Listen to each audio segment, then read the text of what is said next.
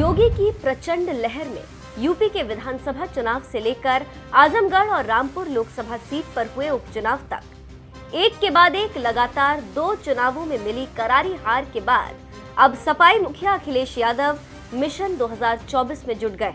क्योंकि ये बात तो आप भी जानते हैं कि दिल्ली का रास्ता 80 लोकसभा सीटों वाले यूपी से होकर ही गुजरता है और इस बार वो किसी भी कीमत पर पीएम मोदी को लगातार तीसरी बार सत्ता हासिल करने नहीं देना चाहते।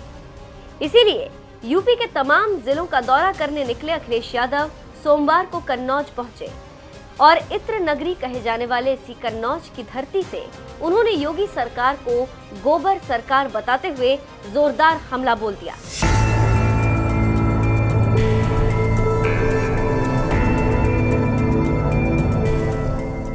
दरअसल यूपी विधानसभा चुनाव के दौरान कन्नौज के इत्र कारोबारियों के ठिकानों पर पड़े ताबड़तोड़ छापे के बाद भारी मात्रा में कैश बरामद हुए थे, जिसके बाद सपा और बीजेपी दोनों ने एक दूसरे के खिलाफ खूब सियासी वार पलटवार किया था। इसी के बाद से बीजेपी वाले जहां इत्र वाले मित्र बोलकर सपा पर निशाना साधते हैं, तो वहीं अखिलेश यादव गोबर सरकार बोलकर बीजेपी पर पलटवार करते रहते हैं। यही वजह है कि सोमवार को अखिलेश यादव जब इत्र नगरी कन्नौज पहुंचे तो योगी सरकार को गोबर सरकार बोलकर निशाना साधना नहीं भूले।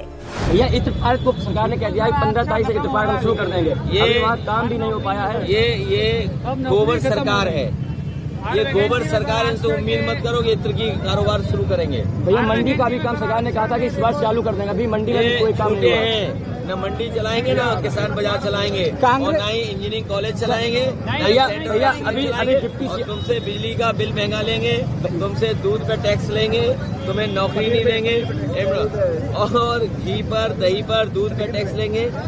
सबसे बड़ा सवाल ये है, तुम नए पत्रकार हो, अभी फरक्काबाद में फौज की भर्ती हो रही है अग्निवीर 1,13,000 नौजवानों ने फॉर्म भरा है।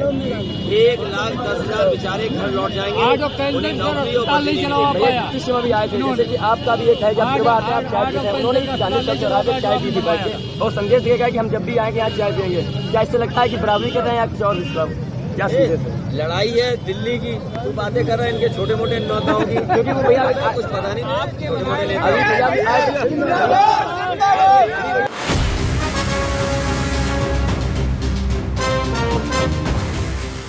ऐसा नहीं है कि अखिलेश यादव ने पहली बार गोबर सरकार कहकर योगी सरकार पर निशाना साधा। इससे पहले भी कई बार अखिलेश यादव बीजेपी सरकार के खिलाफ गोबर सरकार वाला बयान दे चुके हैं। जब इसी साल मई में यूपी विधानसभा का सत्र चल रहा था तो सपाई विधायक और विपक्ष के नेता अखिलेश यादव ने योगी सरकार पर हमला बोलते हुए कहा था कि कन्नौज की पहचान इत्र से है, गोबर से नहीं। क्या सरकार इस पर सोचेगी कि काऊ के दूध को खरीदने का इंतजाम करेंगे कम से कम 4 रुपए ज्यादा दे करके? क्योंकि आपका तो सबसे बड़ा बजट है। अगर सबसे बड़ा बजट है तो फिर गाय के मिल्क के लिए क्यों बजट ना हो? ये बात मुझे इसलिए याद आ गई कि नेता सदन ने कहा कि कन्नौज को भी हमने कुछ दिया है। मैं नेता सदन से कहूंगा कन्नौज की पहचान इत्र से है, गोबर से नहीं है। इसलिए मैं नेता सदन से कहूंगा वित्त मंत्री जी ने पैसा नहीं रखा है उसके लिए। हो सकता है इत्र से आपको लगाव ना हो,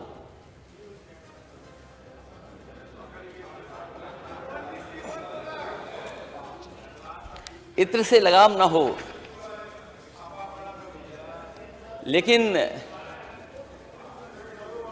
लेकिन खुशबू हर एक को पसंद है।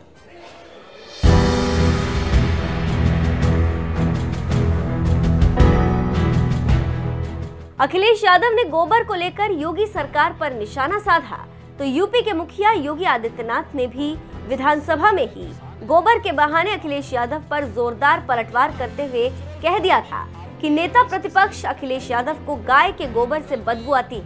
अगर आपने पूजा की होती तो पता चलता कि गोबर को लक्ष्मी स्वरूप माना जाता है। नेचुरल फार्मिंग के साथ में तो चाहूंगा आप में से बहुत सारे मान्य सदस्य इसमें किसान हैं, प्रगतिशील किसान हैं। आप देखना नेचुरल फार्मिंग आपके पेस्टिसाइड, फर्टिलाइजर और केमिकल की जितनी समस्या यानी जो भी ये इससे इफेक्ट, साइड इफेक्ट है, इससे मुक्त करते हुए आप एक ऑर्गेनिक प्रोडक्ट देने की स्थिति में होंगे। और ये नेचुरल फार्मिंग बगैर गौ माता के संभव नहीं है, और सरकार उसको उसी दिशा में आगे बढ़ाने का काम कर रहा है। सरकार उसी दिशा में इस कार्यक्रम को आगे बढ़ाने का कार्य कर रही है। लेकिन आपको गाय के गोबर में बदबू आती है, क्योंकि अगर आपने पूजा किया होता, गाय के गोबर को लक्ष्मी के रूप में रखा होता, तो भारत की समृद्धि का प्रतीक तो वहीं से प्रारंभ होता है।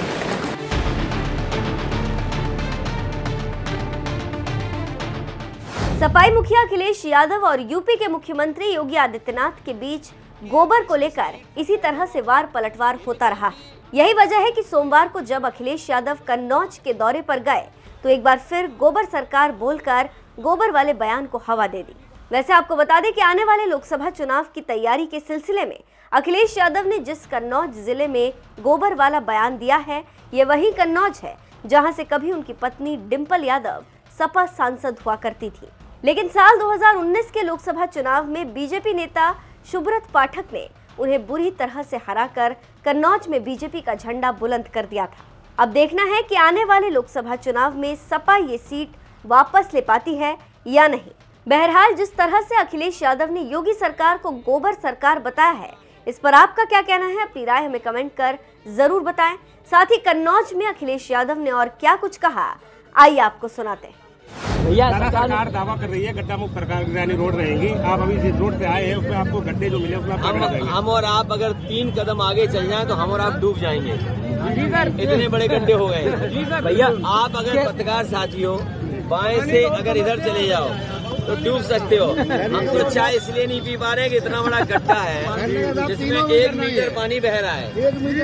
1 मीटर पानी बह रहा है। अगर हम जाएं तो हो सकता है हमें पजामा ऊपर करना पड़ेगा तब जा पाएंगे। केशव प्रसाद मौर्य कन्नौज आए थे, वो कह रहे थे 2024 में सभी सीटें जीतेंगे, अखिलेश को भी हरा देंगे। इस पर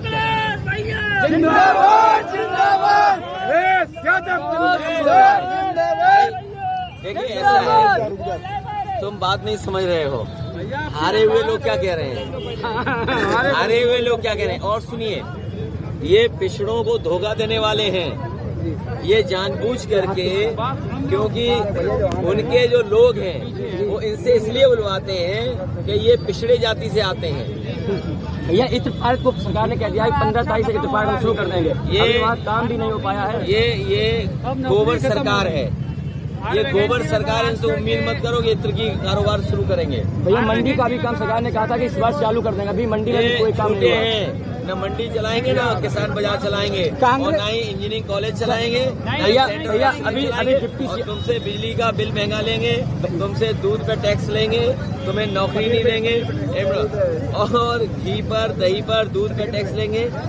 सबसे बड़ा सवाल ये है, तुम नए पत्रकार हो, अभी फरक्काबाद में फौज की भर्ती हो रही है, अग्निवीर। 1,13,000 नौजवानों ने फॉर्म भरा है। 1,10,000 बेचारे घर लौट जाएंगे, उन्हें नौकरी और किसी में भी आए थे। जैसे कि आपका भी एक है, जब के बाद आप चाय पीते हैं, उन्होंने चाय पी बैठ के और संदेश दिया कि हम जब भी आएंगे यहाँ चाय पियेंगे। क्या इससे लगता है कि बराबरी कर रहे हैं या कुछ और?